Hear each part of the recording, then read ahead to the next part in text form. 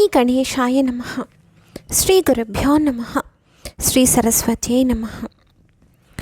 రాష్ట్రీయ స్వయం సేవక్ సంఘ నిర్మాత పరమ పూజనీయ కేశవ్ బలీరామ్ హెడ్గే వారి జీవనగాథ పెను తుఫాన్లో దీపస్తంభం 26వ భాగంనకు సర్వులకు సాదర స్వాగతం. వర్ధాలో శ్రీ కేల్కర్ అనే గొప్ప ఖ్యాతి కలిగిన కుటుంబం ఉంది. శ్రీ కేల్కర్ స్వర్గస్థులైనారు. వారి భార్య లక్ష్మీబాయి కేల్కర్, ఆమె పుత్రుడు సంఘ్ స్వయం సేవక్. ఆమెకు సామాజిక సమస్యల ఎడల మంచి అవగాహన ఉంది. మగవాళ్లకు వలె స్త్రీలకు కూడా ఒక సంఘం ఎందుకు ఉండకూడదని ఆమెకు అనిపించేది. 1936 ఆగస్టు నెలలో ఆమె డాక్టర్ జీకి ఒక ఉత్తరం రాశారు. దానిలో ఆమె కొన్ని ముఖ్యమైన విషయాలలో మీతో కలిసి మాట్లాడాలని ఉంది, మీరు ఎప్పుడు చెప్తే అప్పుడు నాగ్పూర్ వచ్చి కలుస్తాను అని వ్రాశారు. నేను ఇక్కడ 15 రోజులు ఉంటున్నాను, మీరు ఎప్పుడైనా రావచ్చు అని డాక్టర్ జీ జవాబిచ్చారు. లక్ష్మీబాయి నాగ్పూర్ వచ్చి ముందుగా తెలియపరిచి డాక్టర్ జీని కలవడానికి వెళ్ళారు. డాక్టర్ జీ అన్నారు, చాలా ముఖ్యమైన పని ఉంటే నేనే వర్ధా వచ్చేవాడిని. పని మా స్త్రీలది.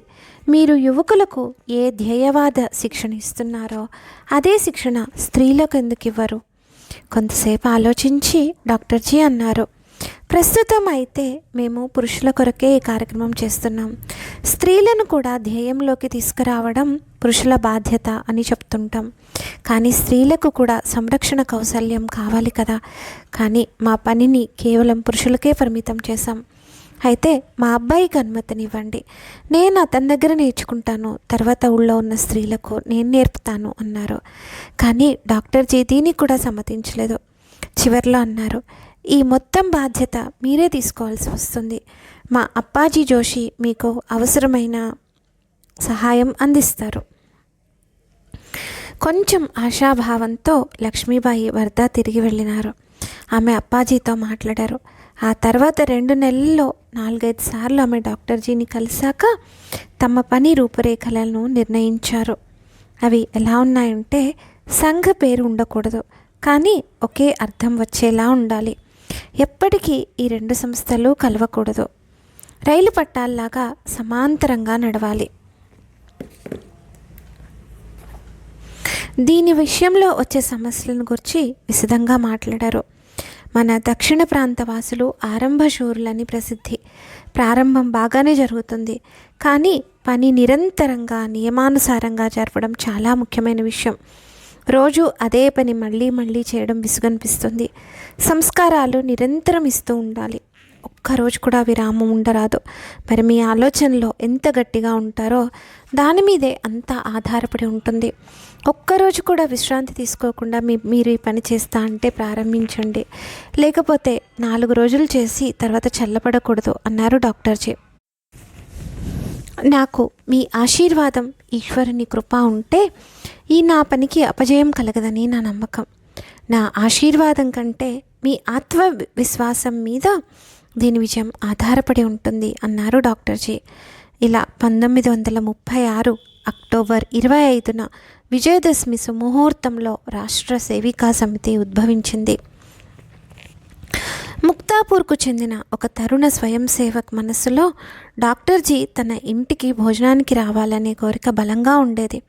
ఒకసారి డాక్టర్ జీ అంగీకరించగానే అతని మనస్సులో కలిగిన ఆనందం వర్ణనాతీతం.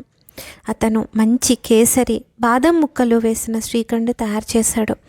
ఆకులో వడ్డించిన తర్వాత అక్కడి తాలూకా సంఘ చాలక్ శ్రీ భావు సాహెబ్ ఘాటే చిరాకు పడుతూ ఇలా అన్నారు, డాక్టర్ జీ ఆరోగ్య విషయం తెలుసా? ఇలాంటి పదార్థాలు ఎందుకు? శ్రీఖండ్ పురి ఎందుకు చేశారు? అప్పుడు డాక్టర్ జీ, ఘాటే గారు ఇంత ప్రేమతో శ్రీఖండ్ తయారు చేశారు, ఏదో ఒకసారి తింటే ఏమీ కాదు అని. చూడు బాబు నీ ఇష్టం వచ్చినంత మాకు వడ్డించు అని. ఆ విధంగా డాక్టర్ జీ కడుపు నిండా అపత్య ఆహారాన్ని తిన్నారు. ఆ తర్వాత 10-12 రోజులు ఆయన విదర్భ పర్యటన ఉంది. కానీ చేసిన అపత్యం వల్ల మొత్తం పర్యటనలో ఆయనకు ఇబ్బంది కలిగింది. రోజు జ్వరం రావడం, తలనొప్పి, విపరీతమైన నీరసం వచ్చాయి. కానీ ఇవన్నీ స్వయం సేవకుని మనస్సు నొప్పించకూడదని సహించారు. డాక్టర్జీ పర్యటన అంటే ఒక అగ్నిహోత్రం లాంటిది. వారితో పాటు శ్రీ గోపాలరావు చితాళే, తాత్యా సాహెబ్ సోహాని, శ్రావణి మాస్టర్, దాదారావు పరమార్థ్ ఒక ప్రత్యేక మోటార్ వాహనంలో ప్రయాణం చేస్తున్నారు. వారి కార్యక్రమం ఇలా ఉండేది: సాయంకాలం శాఖ, ఆ తర్వాత భోజనం, తర్వాత కార్యకర్తల సమావేశం. అది రాత్రి 12 గంటల వరకు సాగేది. ఆ తర్వాత 2-3 గంటల దాకా పిచ్చాపాటి, అంటే మొత్తం రాత్రి జాగరణ. డాక్టర్జీ అనేకులతో మాట్లాడుతున్నప్పుడు సంఘ పని విషయమే ప్రస్తావించేవారు. పర్యటనలో కొంత విరామం దొరికితే కునుకు తీసేవారు. అదే వారికి విశ్రాంతి. ఆ పర్యటనలో వారు అకోలాకు చెందిన ప్రసిద్ధ న్యాయవాది శ్రీ బాపు సాహెబ్ సోహానీని జిల్లా సంఘ చాలక్గా నియుక్తి చేశారు. చాందాలో జరిగిన ఓ కార్యక్రమంలో డాక్టర్జీ సంఘ విషయంలో ఉన్న దురభిప్రాయాలను దూరం చేస్తూ ఇలా ప్రసంగించారు: సంఘంలో సంధ్యావందనం నేర్పరు, భోజనానికి కూర్చున్నప్పుడు పక్కన వారి కులం అడగరు. అలాంటి స్థితిలో సంఘాన్ని హిందూ ధర్మం సంరక్షకుడని ఎలా అంటారని కొంతమంది మన సోదరులు అడుగుతుంటారు. కానీ ఒక విషయాన్ని అర్థం చేసుకోవాలి: ధర్మరక్షణ, ధర్మపాలన, వీటిలో తేడా ఉంది. స్నానం, సంధ్య లాంటి వైయక్తిక ఆచారం పాటించడం అంటే ధర్మరక్షణ కాదు. ఎవరికైతే ధర్మరక్షణ చేయాల్సిన బాధ్యత ఉందో వారికి ధర్మం మీద జరుగుతున్న దాడిని ఎదుర్కొనే బలం అవసరం. భారత్లో జరిగిన ధర్మగ్లానికి మన పెద్దలే కారణం. వారికి జరుగుతున్న పరాయి వారి దాడులు కనపడేవి కాదా? వాళ్ళు ఒక చోటికి వచ్చి ఎందుకు ప్రతిఘటించలేదు? దాడి చేసే ప్రవృత్తి ఇతరుల్లో పెరుగుతున్నది. దాన్ని అక్కడే ఆపాలి. ఎవరైతే రొమ్ము విరిచి తలెత్తి జీవిస్తారో, దానికి కావలసిన అనుశాసనాన్ని, శీలాన్ని కలిగి ఉంటారో అతనే హిందువు. వీటిని సమాజానికి నేర్పేవారే స్వయం సేవకులు. ఈరోజు 25,000కు మించి స్వయం సేవకులు శాఖకు వస్తున్నారు. వారి ద్వారా హిందుత్వ ఫలాలు సమాజానికి పంచబడాలి. హిందుత్వం ఈ దేశం యొక్క ప్రాణం.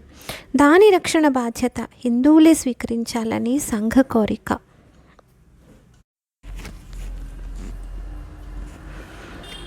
ఆరోగ్యం సరిగా లేకున్నా కూడా సంఘ కార్య విస్తరణ కోసం డాక్టర్జీ నిరంతరం శ్రమిస్తుండేవారు. వారు శ్రీ కాశీనాథ్ పంత్ లిమయే గారితో పాటు మీరజ్, జైసింగ్పూర్, కొల్హాపూర్, చిపులూన్, గుహగర్, దాభోడ్, కరాడ్, సతారా లాంటి 26 స్థానాలను పర్యటించారు. కొల్హాపూర్లో ప్రభుత్వం వారి బలవంతం మీద అంబాబాయి మందిరంలో సభ నిర్వహించవలసి వచ్చింది. అనుకున్న అధ్యక్షుడు రాలేదు. చివరకు అధ్యక్ష స్థానంలో శ్రీ శివాజీ ఫోటో పెట్టారు. కొల్హాపూర్ లాంటి పట్టణంలో నా సభకు శివాజీ మహారాజ్ అధ్యక్షుడిగా ఉండడం కంటే నాకు ఆనందం కలిగించేది మరొకటి ఉండదు అంటూ తన ప్రసంగాన్ని డాక్టర్జీ ప్రారంభించారు. వెంటనే సభికులంతా కరతాళ ధ్వనులు చేశారు. ఇదే సమయంలో కొల్హాపూర్కు చెందిన ప్రసిద్ధ శివాజీ భక్తుడు బాల్జీ గోండార్కర్ డాక్టర్జీని కలవడానికి వచ్చారు. తర్వాత వారు ఒక ఉపన్యాసంలో ఇలా అన్నారు: నాగ్పూర్ నుంచి డాక్టర్ హెడ్గే వారు వచ్చారని తెలిసి వారిని చూడ్డానికి వెళ్ళాను. ఒక్క అర్ధగంట, 30 గంట తర్వాత వారి అనుయాయిగా మారి బయటకు వచ్చాను. ఇలా ఒక్కొక్క వ్యక్తిని జోడించే పని నడుస్తున్నది. సతారాలో జరిగిన ఒక సంఘటన చాలా ఆశ్చర్యకరమైంది. డాక్టర్జీ శాఖకు వస్తారని తెలిసి గత తరంలోని ఒక విప్లవకారుడు శ్రీ దామోదర్ బల్వంత్ ఖిడే సంఘస్థాన్ వచ్చి ఒక పక్క నిలబడి ఉన్నారు. డాక్టర్జీ వచ్చారు. ధ్వజ ప్రణామైంది. ఖిడేను చూడగానే అందరి ముందు డాక్టర్జీ వారికి సాష్టాంగ నమస్కారం చేశారు. దేశభక్తుల ఎడల వారి భక్తి శ్రద్ధలు అలా ఉండేవి. అనేక స్థానాల్లో వారిని కలిసేందుకు ఎంతోమంది వచ్చేవారు. చర్చలు జరుగుతుండేవి. ప్రతిరోజు భోజనానికి మధ్యాహ్నం 2 గంటలయ్యేది. రాత్రిపూట చర్చలు 2-3 గంటల దాకా నడిచేవి.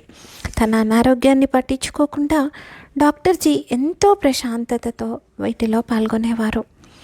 ఇదే పర్యటనలో డాక్టర్జీ నాసిక్ వెళ్ళారు. అక్కడ శ్రీ రాజా బహవు సాఠే అనే న్యాయవాదిని కలవడానికి వెళ్ళారు. అక్కడ హిందూ కాలనీ అని వ్రాయబడ్డ బోర్డును చూశారు. డాక్టర్ సాఠేతో అన్నారు: ఏమండి, హిందూ కాలనీ అనే గొడవ ఏంటి?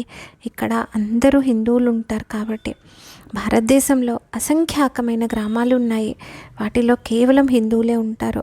వాటన్నిటికీ హిందూ కాలనీ అనే పేరు పెట్టవలసి వస్తుంది. మన దేశం హిందువులది కాదా? మొత్తం దేశం మీద చాలా ఎత్తైన బోర్డు హిందూ కాలనీ అని వ్రాసి పెట్టాల్సి వస్తుంది. ఇప్పుడు బొంబాయిలో ఒక పార్సీ కాలనీ ఉంది.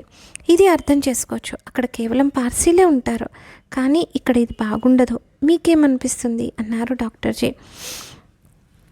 ఈ విషయం మాకు తట్టనే లేదు. అయితే ఈ బోర్డు తీసివేయడం బాగుంటుంది కదా. అవునవును, ఇది గోలే గారి స్థలం కనుక కావాలంటే దీన్ని గోలే కాలనీ అందాం. అవును, అలా పెట్టండి, అది యోగ్యంగా ఉంటుంది అన్నారు డాక్టర్జీ. ఆ రోజు నుండి ఆ ప్రాంతాన్ని హిందూ కాలనీ అని కాకుండా గోలే కాలనీ అనడం ప్రారంభించారు. ఇలాంటి చిన్న చిన్న విషయాల మీద కూడా డాక్టర్జీ దృష్టి ఉండేది. అదే సమయంలో ఒక విచిత్రమైన వార్త డాక్టర్జీ చెవిన పడింది. ఫైజ్పూర్లో కాంగ్రెస్ సభలు జరుగుతున్నాయి. దాని ప్రారంభంలో పండిట్ జవహర్లాల్ నెహ్రూ ధ్వజారోహణం చేస్తున్నారు. 80 అడుగుల ధ్వజస్తంభం ధ్వజం మధ్యనే ఇరుక్కుపోయింది. ఎంత కదిలించినా అది పైకి వెళ్ళడం లేదు.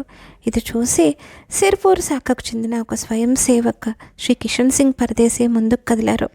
అతను శిక్షణ పొందిన కోతిలాగా చరచర ధ్వజస్తంభం పైకెక్కి ధ్వజం తాడును సరిచేశారు. అతని సాహసాన్ని చూసి ప్రేక్షకులకు సంతోషం అనిపించింది. వాళ్ళు అతని మీద రూపాయల వర్షం కురిపించారు. అతన్ని బహిరంగ సభలో సత్కరించాలని నిర్ణయించబడింది. అంతలోనే అతను సంఘ్ స్వయం సేవక్ అనే విషయం అక్కడ వారికి తెలిసింది. తక్షణమే వాళ్ళ ఆలోచన మారిపోయింది. డాక్టర్జీకి ఆ వార్త నాసిక్ చేరిన తర్వాత తెలిసింది. ఆ విషయం మార్చి 23న దులియాలో చెబుతూ దేవపుర శాఖలో అతన్ని చక్కగా అలంకరించిన కుర్చీలో కూర్చోపెట్టి వెండి గ్లాసు బహుకరించి సత్కరిస్తూ దేశ గౌరవం ఎక్కడ ఆగిపోయినా అది ఏ పార్టీకి చెందింది అనే ఆలోచన లేకుండా పరిగెత్తుకు వెళ్ళి చేయడం మన కర్తవ్యం. ఆ పని కిషన్ సింగ్ పూర్తి చేశాడు. ఈరోజు అతనికి చేసిన ఈ సత్కారం అతని ప్రవృత్తికి చేసిన సన్మానం అన్నారు డాక్టర్జీ. శ్రీ గోల్వల్కర్ సారగాజీకి స్వామి అఖండానందజీకి సేవ చేయడానికి వారి అనుగ్రహం కోసం వెళ్ళారు. అక్కడ ఆ పని అయిపోయింది. దైవ నిర్ణయంగా అఖండానంద స్వామి 1937 ఫిబ్రవరి 7న కలకత్తాలోని బేలూరు మఠంలో స్వర్గస్థులైనారు. గోల్వల్కర్ 15 రోజులు బేలూరు మఠంలో ఉండి మార్చి మధ్యలో తిరిగి నాగ్పూర్ వచ్చారు. ఇది విని డాక్టర్జీకి చాలా సంతోషమైంది. దాని తర్వాత వారు మధ్య 5-6 రాత్రులు వైయక్తిక మోక్షం కంటే సామాజిక మోక్షం యొక్క విలువ ఎక్కువ అని ఏది ఎక్కువ విలువ కలిగిందనే చర్చలు జరిగాయి. అందుకు ఉదాహరణగా డాక్టర్జీ గాయత్రి మంత్రాన్ని ప్రస్తావించారు. ఆ మంత్రంలో ధీయ కాదు, ధీహి కాదు, ధీమహి అని ఉంటుంది కదా. ఇలా అన్ని వైదిక ప్రార్థనలు సమూహం కొరకే. సమానీవ ఆకూతి నమానా హృదయానివహ జీవేమ శరదశతం. మనమంతా 100 సంవత్సరాలు ఆనందంగా జీవిస్తాము. ఈ కారణంగా వైయక్తిక మోక్షం కంటే సామూహిక మోక్షం అధిక యోగ్యమైంది కదా అన్నారు. గోల్వల్కర్ చాలా వివేకి, ఆలోచనాపరుడు. అందువలన డాక్టర్జీ చెప్పిన విషయం అర్థం చేసుకోవడానికి ఎక్కువ సమయం పట్టలేదు. సంఘం పనిలో మొదటి నుండి ఆయనకు రుచి ఉంది. ఇప్పుడు వారు మరింత వేగంతో పనిచేయని ఆరంభించారు. మొదటి నుండి సంఘం మీద ప్రభుత్వం కన్నేసి ఉంది. అందువల్లనే సంఘాన్ని సంఘం పేరుతో ఏ పనిలోకి దించకుండా ఉండే విధానాన్ని డాక్టర్జీ పాటించారు. దాని కొరకు ఎవరైనా ఏ ఆందోళనలోనైనా పాల్గొనాలనిపించినా వారు వ్యక్తిగతంగానే పాల్గొనాలి. అంతేకాదు, ఆయన కూడా వ్యక్తిగత హోదాలోనే ఆందోళనలలో పాలు పంచుకునేవారు. పూణేలో సోన్యా మారుతి అనే ఒక ప్రదేశం ఉంది. అక్కడ ఒక చిన్న గుడి ఉంది. అందులో ఒక అందమైన మారుతి విగ్రహం ఉంది. అక్కడ కొద్ది దూరంలో ఒక మసీదు ఉంది. మసీదులో నమాజ్ చేస్తున్న వాళ్లకు గుడి ముందర ఉండే గంటలు ఇబ్బందికరంగా ఉన్నాయంటూ సర్కారుకు ఫిర్యాదు వచ్చింది. ప్రభుత్వం వారు ఈ సోన్యా మారుతి గుడి ముందర ఉన్న గంట కొట్టడాన్ని నిషేధించారు. నిజంగా ఇది చాలా అన్యాయం. మసీదు ముందు నుంచి చాలాసార్లు తాజీలు వెళ్తుండేవి. వాటి వల్ల మసీదుకి ఎప్పుడూ ఇబ్బంది లేదు. ఇబ్బందికి కారణం ఈ చిన్న గంట అనడాన్ని పూణేలోని హిందువులు ఓ సవాల్గా స్వీకరించారు. వారు సత్యాగ్రహం ప్రారంభించారు. సోన్యా మారుతి సత్యాగ్రహంగా అది పేరు పొందింది. ఆ రోజుల్లో డాక్టర్జీ పూణే వచ్చారు. పూణేలోని పెద్దలు డాక్టర్జీని కలిసి సత్యాగ్రహం గురించి తెలియచేస్తూ ఇలా అన్నారు: డాక్టర్జీ, సంఘం ఈ సత్యాగ్రహంలో పాల్గొనాలి. సంఘం దీనిలో పాల్గొనదు. మరి ఈ ధర్మరక్షణ ఎలా? చూడండి, సంఘం పాల్గొనదు, అంటే సంఘం పేరుతో పాల్గొనదు, కానీ సంఘం ఏం నేర్పిందంటే ఎక్కడైనా మంచి జరుగుతుంటే అందులో స్వయం సేవక్ వ్యక్తిగతంగా పాల్గొంటాడు. మరి మీరు? నేను కూడా, కానీ సర్ సంఘ్ చాలక్ పేరుతో కాదు. డాక్టర్ కేశవ్ బలీరామ్ హెడ్గేవార్గా 13 మే నాడు డాక్టర్జీ శ్రీ మహాదేవ శాస్త్రి డివేకర్, శ్రీ దత్తోపంత్ ఆప్టే తదితరులతో కలిసి మారుతి దేవాలయం ముందున్న గంటను వాయించారు. తర్వాత వాళ్ళందరినీ పోలీసులు అరెస్ట్ చేసి తీసుకువెళ్లారు. పోలీసులు అందరి వివరాలు తీసుకున్న తర్వాత అరగంటలో బయటికి వచ్చారు. మరుసటి రోజే ఆయన మీద విచారణ జరిగింది.